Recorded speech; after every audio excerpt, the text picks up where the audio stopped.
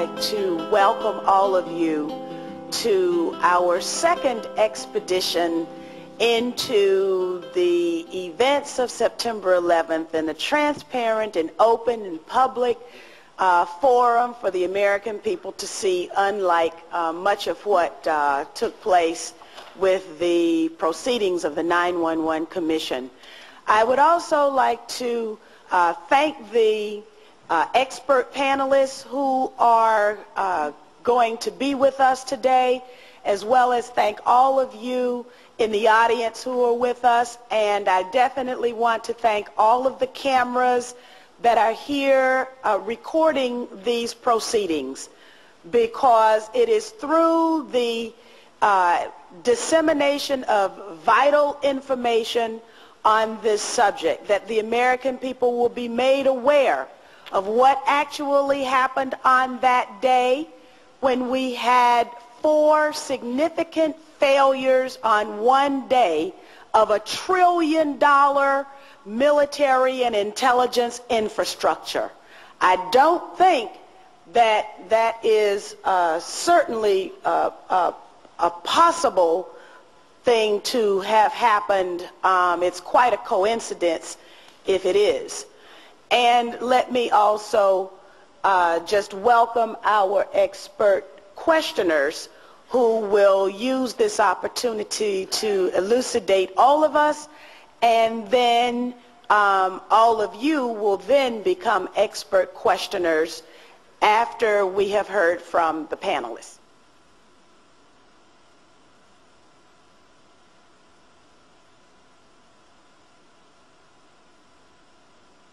Good afternoon. I'm David Griffin. There have been 2 main theories about 9/11, each of which is a conspiracy theory. The official conspiracy theory says that the attacks were planned and carried out entirely by Al-Qaeda. The alternative theory says that the attacks could not have succeeded without the involvement of forces within our own government.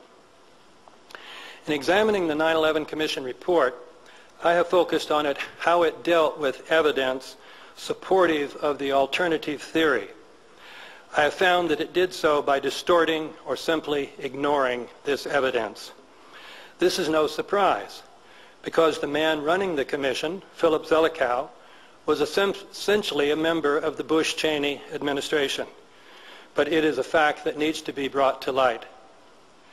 Because there are so many omissions and distortions, in my book I identified at least 115, I can point to a significant percentage of them only by moving through my list rather quickly. I will begin with the question of how hijacked airliners could have struck the Twin Towers. The Commission's answer was the 3rd answer we have been given to that question.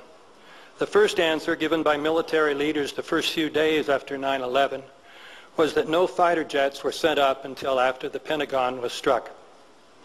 The second answer was contained in a timeline put out by NORAD on September 18th, 1 week after 9/11, in which it stated the times at which it had been notified by the FAA about each flight, and then the times at which it had fighters sent up. The Commission failed to mention this change of story. With regard to Flight 11, the Commission claimed that the military received notification about its hijacking 9 minutes before it struck the North Tower. The military was unable to intercept it, however, because Colonel Marr, the head of NEADS, NORAD's Northeast Sector, had to telephone a superior in Florida to get permission, and this call took 8 minutes. The Commission, besides failing to ask how such a call could take so long, also failed to point out that according to Department of Defense procedures, the call was unnecessary. With regard to Flight 175, the Commission claimed that the military received no notification about it until after it had struck the South Tower.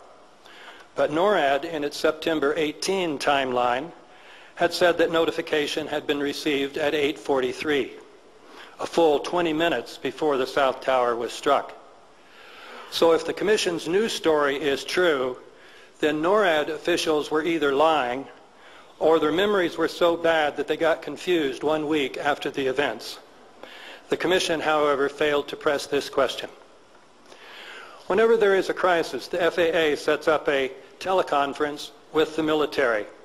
Information about Flight 175's hijacking, it would seem, should have come to the military by means of this teleconference. The Commission, however, claimed that the FAA did not set up this teleconference until 9:20, 17 minutes after Flight 175 had crashed into the South Tower. In making this claim, however, the Commission failed to mention a memo from the FAA's Laura Brown, which said that the teleconference was established within a few minutes after the first tower was struck, which would have been about 8:50. The memo also said that the FAA conveyed information about all flights of interest, which would have included Flight 175. Commissioner Richard Benveniste read this memo into the Commission's record during a hearing in 2003. But the Commission's final report pretends that this memo did not exist.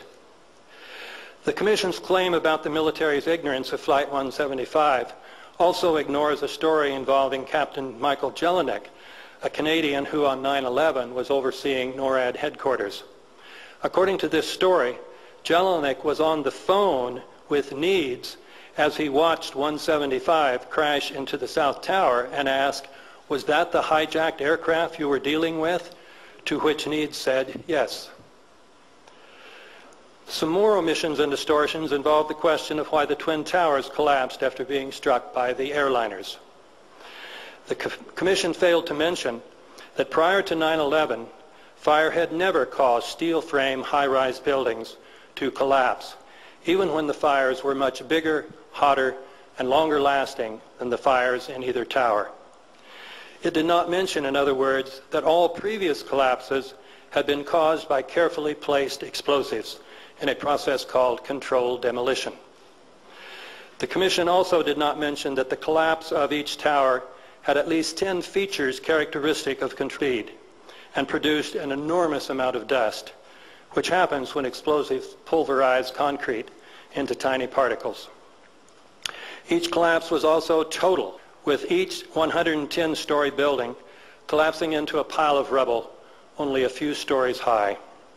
How such a total collapse could occur if explosives were not used is a complete mystery, because the core of each tower consisted of 47 massive steel columns.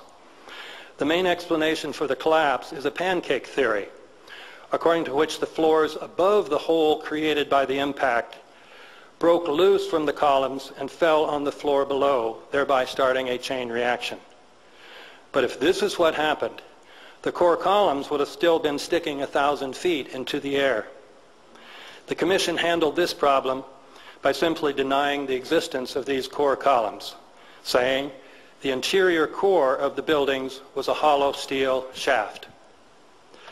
Another standard feature of controlled demolitions is, of course, the occurrence of explosions.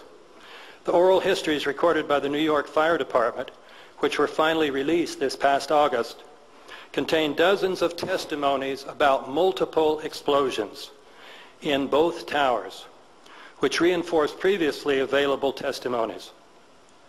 Although the Commission had access to these oral histories, it did not quote any of them. This is too bad, because the authors of the Commission report obviously liked colorful quotations, and the oral histories contain some pretty good ones. For example, firefighter Thomas Turilli, referring to the South Tower, said, "It almost sounded like bombs going off, like boom, boom, boom, like 7 or 8. Paramedic Daniel Rivera, describing what he called a frigging noise, said, "Do you ever see professional demolition where they set the charges on certain floors and then you hear pop, pop, pop, pop, pop? That's exactly what I thought it was." Firefighter Edward Kachia, referring to the collapse of the South Tower, said, "It actually gave at a lower floor, not the floor where the plane was hit. We originally had thought that there was like an internal detonation, explosives, because it went in succession, boom, boom, boom, boom, and then the tower came down." Assistant Fire Commissioner Stephen Gregory said, "I thought before number 2 came down, I saw low-level flashes. I saw a flash, flash, flash at the lower level of the building. You know, like when they blow up a building? Firefighter Richard Benefiski said, "There was just an explosion. It seemed like on television when they blow up these buildings. It seemed like it was going all the way around like a belt, all these explosions." The question of whether explosives had been used could have been settled by a scientific examination of the steel. However, even though removing evidence from a crime scene is usually a federal offense, the authorities allowed the steel to be quickly removed and sold as scrap metal. This removal was protested by the New York Times and Fire Engineering magazine.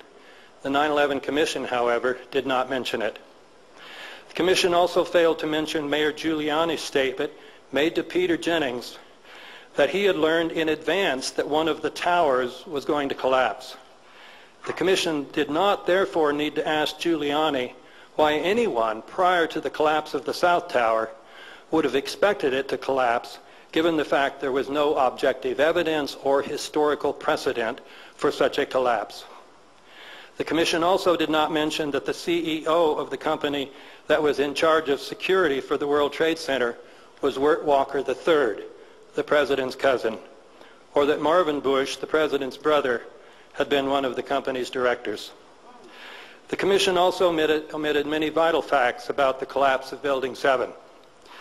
This collapse is especially important because the collapses of the Twin Towers are usually attributed partly to the impact of the airplanes, but Building 7 was not struck by a plane, and yet it collapsed in essentially the same way, showing all the signs of a controlled demolition.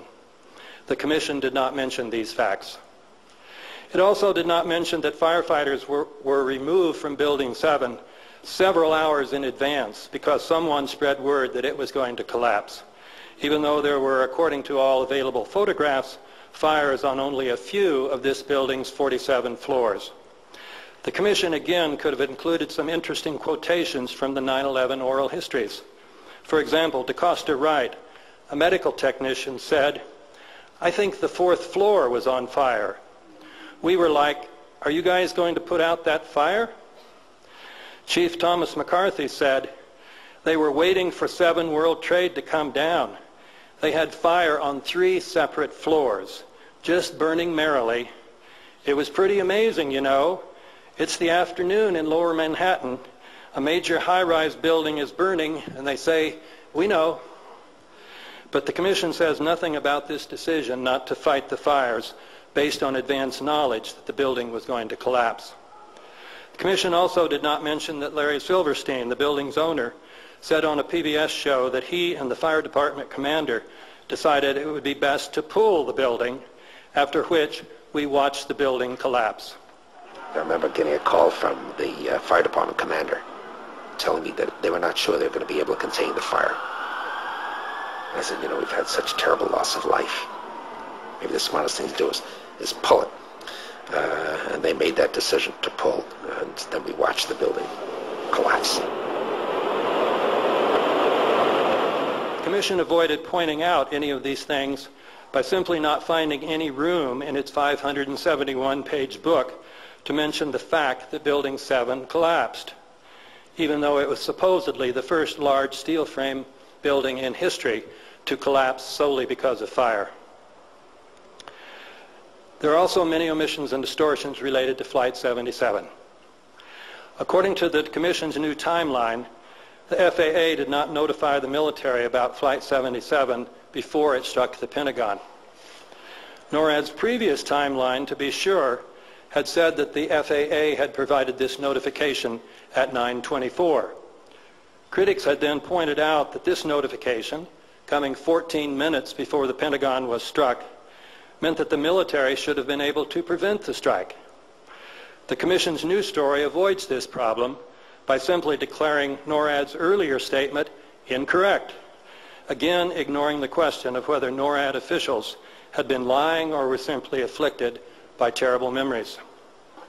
Another problem for the Commission's claim is that there were 3 teleconferences going on by then. Why did the military not learn about Flight